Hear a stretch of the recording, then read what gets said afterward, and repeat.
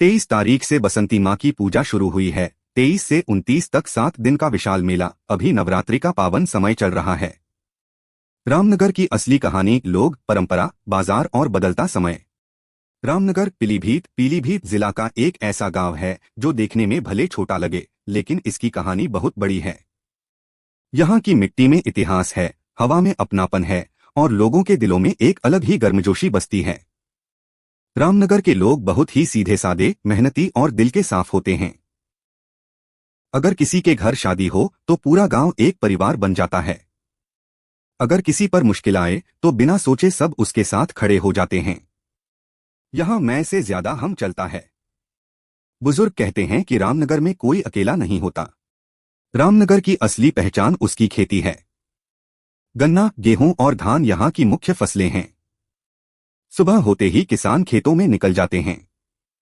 Tractor की आवाज, बैलगाड़ी की खटखट और खेतों में काम करते लोगों का दृश्य यहाँ आम बात है।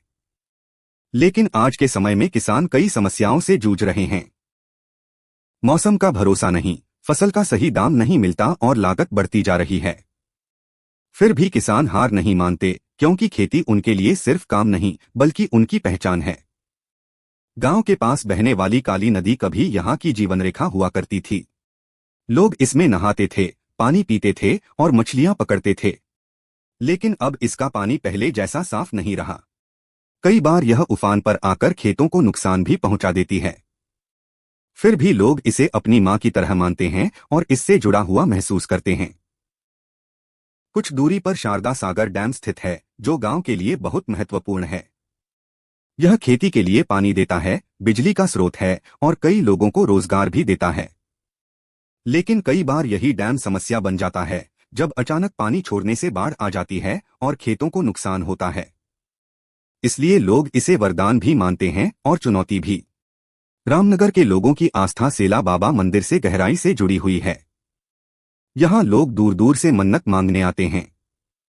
मंदिर की घंटियों की आवाज पूरे गांव को एक अलग ही शांति देती है।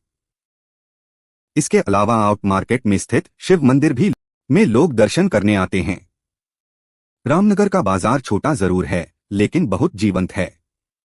यहाँ सब्जी की दुकानें, चाय की टपरियां, कपड़े और किराने की दुकानें हर समय चहल पहल से भरी रहती हैं। शाम के समय बाजार की रौनक और भी बढ़ जाती है। लोग काम खत्म करके आते हैं, दोस्तों से मिलते हैं, चाय पीते हैं और दिन भर की बातें साझा करते हैं। हर साल 23 तारीख से बसंती माँ की पूजा शुरू होती है और इस बार भी 23 तारीख से इसकी शुरुआत हो चुकी है। पूरे गांव में खुशी का माहौल होता है।